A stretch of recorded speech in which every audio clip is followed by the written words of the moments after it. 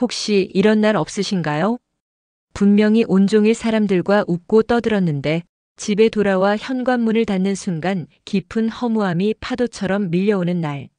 수십 년간 수많은 인연의 파도를 넘어왔지만 어째서 마음은 여전히 풍랑 속에 있는 것 같을까요?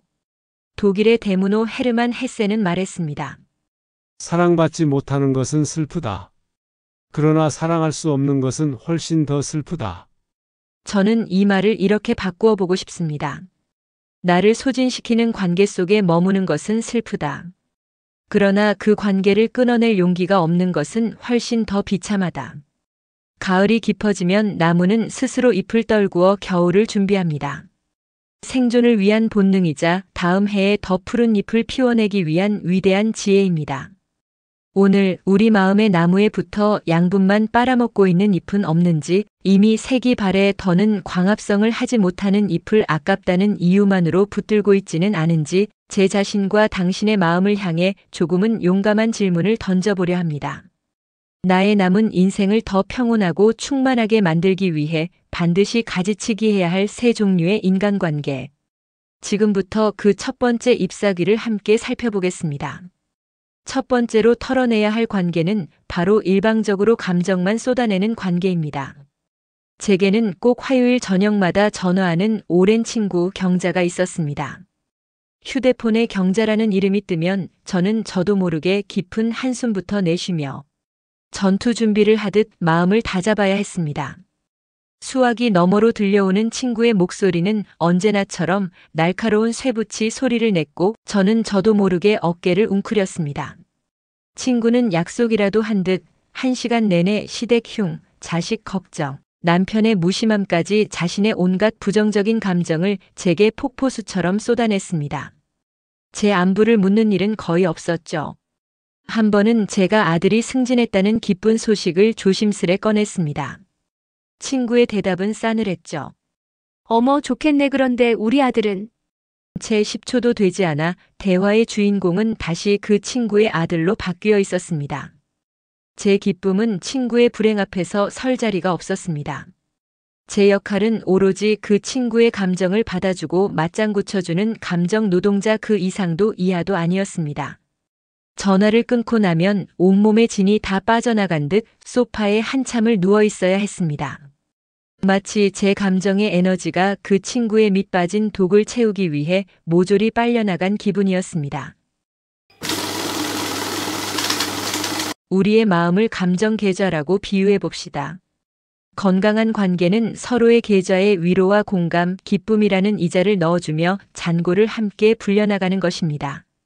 하지만 이런 일방적인 관계는 내 계좌에서 끊임없이 감정, 에너지를 인출만 해가는 감정의 고리대 금업자와 같습니다. 내 잔고는 바닥나는데 상대는 그것을 당연하게 여기죠. 옛말에 넘어진 사람에게 지팡이까지 빼앗는다는 말이 있습니다. 바로 이런 관계를 두고 하는 말일 겁니다. 내가 힘들고 지쳐 잔고가 바닥일 때조차 그들은 아랑곳하지 않고 자신의 감정짐을 부려놓으려 합니다. 혹시 당신의 주변에도 이런 밑빠진 독 같은 사람이 있나요? 그렇다면 이제 그만 물을 부어주는 것을 멈춰야 합니다. 독이 깨질까봐 두려워하지 마십시오. 그 독은 내 것이 아니라 그 사람의 것입니다.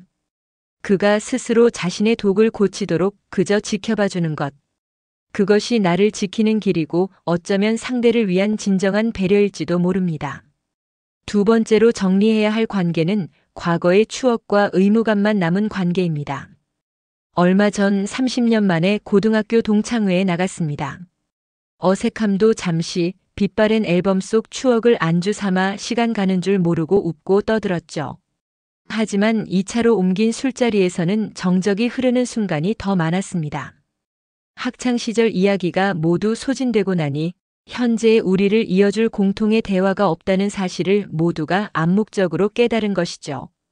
누군가는 어색하게 휴대폰만 만지작거렸고 누군가는 억지로 빛바랜 옛 유행어를 따라하며 분위기를 띄워보려 애썼습니다.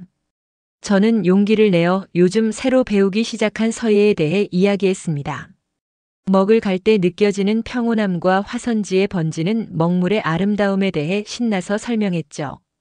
하지만 돌아온 반응은 싸늘했습니다. 한 친구가 피식 웃으며 말하더군요. 야, 너답지 않게 웬 서예냐? 우리 그땐 교련 시간에 총 들고 운동장 구르던 애들이었잖아. 그 말 한마디에 현재의 나는 지워지고 30년 전 과거의 나로 강제 소환되었습니다. 그들에게 지금의 저는 중요하지 않았습니다. 그저 추억을 공유하는 박제된 인형이 필요했을 뿐이죠.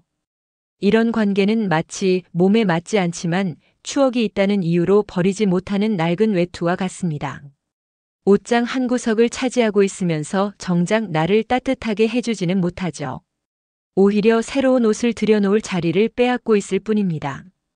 어쩌면 우리는 그 인연을 놓지 못하는 것이 아니라 그 시절에 젊고 빛나던 내 모습을 놓지 못하는 것일지도 모릅니다. 하지만 과거에 박제된 나를 위해 현재의 내가 불편함을 감수할 필요는 없는 것이었습니다. 고대 그리스의 철학자 헤라클레이토스는 같은 강물에 2번 발을 담글 수 없다고 했습니다. 강물은 끊임없이 흐르기에 지금의 강물은 아까의 강물이 아니라는 뜻이죠. 사람도 마찬가지입니다. 30년 전의 친구와 지금의 친구는 결코 같은 사람일 수 없습니다. 아름다운 추억은 마음속 앨범에 소중히 간직하되 낡은 외투는 이제 과감히 벗어 던질 때입니다. 그 빈자리에 지금의 나를 있는 그대로 비춰주고 함께 성장해 나갈 수 있는 새로운 인연의 옷을 채워 넣어야 합니다. 그것이 바로 현재를 살아가는 우리에게 필요한 지혜입니다. 마지막으로 그리고 가장 중요하게 정리해야 할 관계는 바로 나의 존재를 존중하지 않는 관계입니다. 지난 명절 온 가족이 모인 자리였습니다. 시끌벅적한 분위기 속에서 저는 용기를 내어 요즘 배우는 수묵화에 대한 이야기를 신나서 꺼냈습니다. 제가 난생 처음으로 난을 쳤는데 선생님이 소질 있다고 칭찬해 주셔서 얼마나 기뻤는지 몰라요. 그런데 아주버님은 제 이야기가 채 끝나기도 전에 남편을 쳐다보며 자네 이번에 차 바꾼다며? 뭐로 살 건가? 하고 말을 툭 잘라버렸습니다.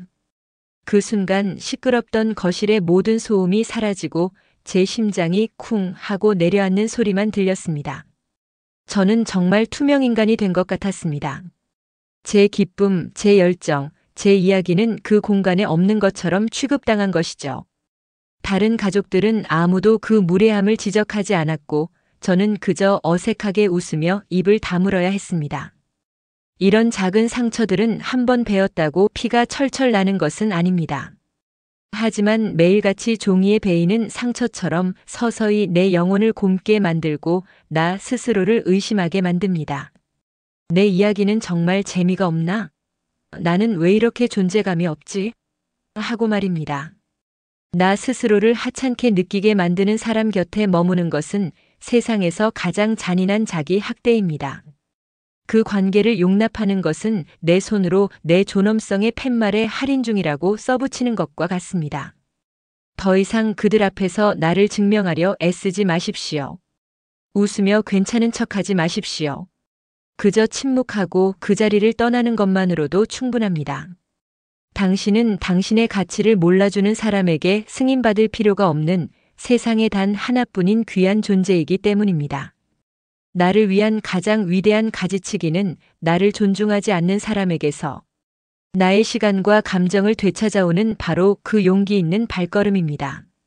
오늘 우리는 우리 마음의 나무에서 털어내야 할 세 종류의 잎사귀에 대해 이야기했습니다.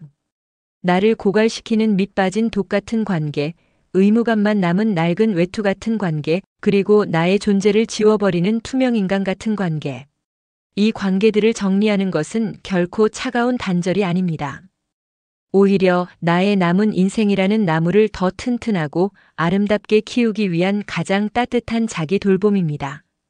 죽은 가지를 잘라내야 그 자리에 비로소 새로운 가지가 돋아나고 건강한 열매를 맺을 수 있는 법입니다.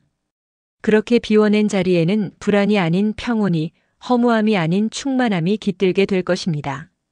오늘 제 이야기가 당신의 마음에 작은 용기의 씨앗 하나를 심어드렸기를 진심으로 바랍니다. 영상이 마음에 와닿으셨다면 구독과 좋아요로 조용한 응원을 보내주세요. 또한 댓글을 통해 여러분이 겪어낸 관계의 지혜를 나눠주신다면 우리 모두에게 큰 힘이 될 것입니다. 당신의 인생의 가을은 쓸쓸한 끝이 아니라 가장 지혜롭고 풍요로운 시작입니다. 늘 건강하시고 평온한 하루하루 보내시길 바랍니다. 감사합니다.